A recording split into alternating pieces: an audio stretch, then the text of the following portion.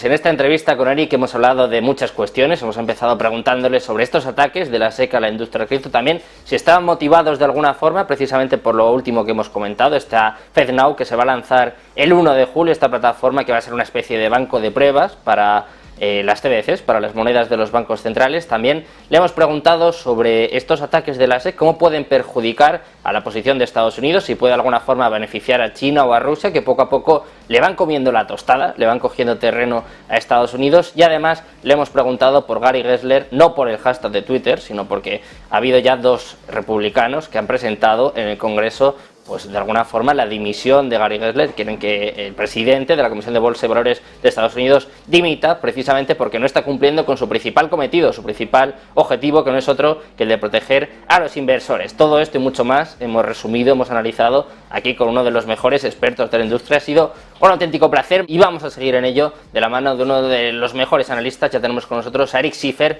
CEO de Patriarch Organization, que ya está por aquí con nosotros. ¿Qué tal? Hi Eric, thanks for coming for NegociosTV. Nice to meet you.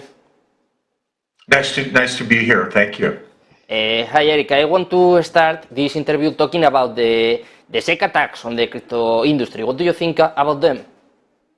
About the what? I'm sorry, I misunderstood. I couldn't hear. Yeah, about the SEC attacks, the attacks of the SEC about the crypto industry, for example, about Binance, about Coinbase. Yeah. What do you think about this? You know, look, this has been expected for some time. There have been many who have been concerned about it, certainly those that invest within Bitcoin.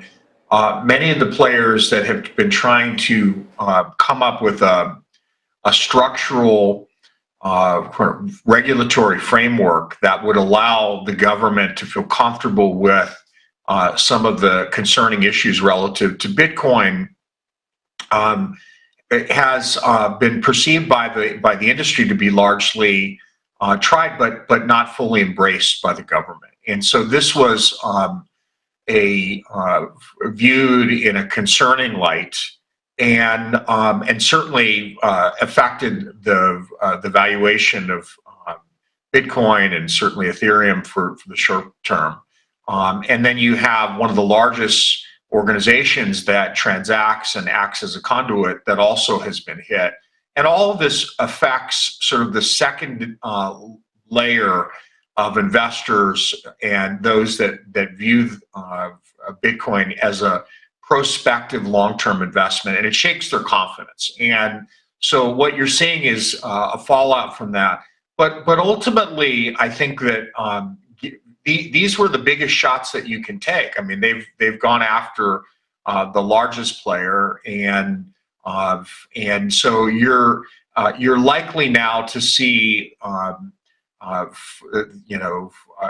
further movement in the direction of growth of the currency and currencies, certainly Ethereum and Bitcoin, over the next year. Because a lot of the worst that could happen has been removed. And what do you think about Gary Gensler? There is a campaign, fire Gary Gensler, in Twitter in the last weeks, the last days. What do you think about him? Look, I think I don't know that I necessarily have a specific comment necessarily, but I would say that it's not going to be necessarily material in the short to medium term for Bitcoin and its valuation. What do you think about the lawsuit against Coinbase, because it's listed on the Nasdaq? I don't know. Yeah. It's a little strange, no? What do you think about this? That's a concern, and look, this is an example of an organization that is attempting to try to find some structural alignment with the government, and they've tried to do that in good faith. And I think that the government feels an obligation on behalf of protecting citizens, and certainly as it feels their own pressure from officials, senatorial officials, members of Congress, who have concerns about consumer protection. They have concerns about manipulation of the market, and so the the government's trying to balance all of those things. And I think you also have an even larger concern when you begin to have a currency that is powerful in and of itself, and so given those factors, you're seeing a company like Coinbase have difficulties in trying to find a way to navigate. They've proactively done some things that have left them exposed, and they recognize that they have that exposure. It would not surprise me to see Coinbase begin to look at trying to move offshore, either setting up in the Caribbean or setting up in some other venue where they may have a less challenging time in navigating the regulatory rough waters until I think there's some accord between private industry and the government on what is the framework for moving forward. How could this affect to the USA position, for example? Could it benefit for Russia, for China? Do you think it could be bad for the USA? I think that the USA has a perspective here where I guess I'm not sure of your question. I'm sorry. It's maybe you could rephrase that question again.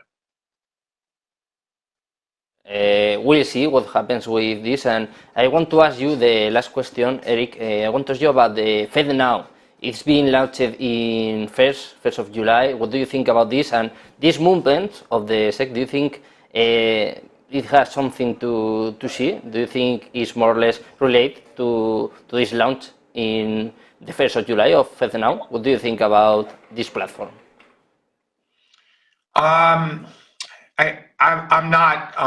I don't know that I have a strong perspective on this, but I can say that when you look at all of these platforms and different means of transacting, ultimately what has been shown and what has lasted through all of it is a strong base of interests and I think a belief in the future of what is a digital currency and being able to store value that would be outside of any country or any type of framework in particular. And so I think that that underlying sort of set of beliefs and memes that exists will continue. And so I think you'll likely see multiple forms of iterations and ways in which that may those strong ideas get communicated,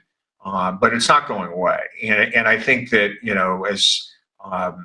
and so I anticipate that you'll see more of those types of approaches as well as currencies, and I expect that there'll be a base ultimately for them wherever around the world, because there is a strong belief in being able to be untethered to a specific country or specific framework that is controlled by the government. These CBDCs, these digital currencies of the central banks, do you think that they could be good for the crypto industry, for example? Potentially, I think that we'll have to see. I mean, I think it's still early, so it's we don't know yet, but we'll certainly be evaluating that and making determinations. But it's a bit early to really know. Well, Eric, we'll see what happens. Thanks for coming. Thanks for being here in Crypto Negocios, in Negocios Televisión, and nice to meet you. Thank you. Thank you so much. Appreciate you having me. Thank you.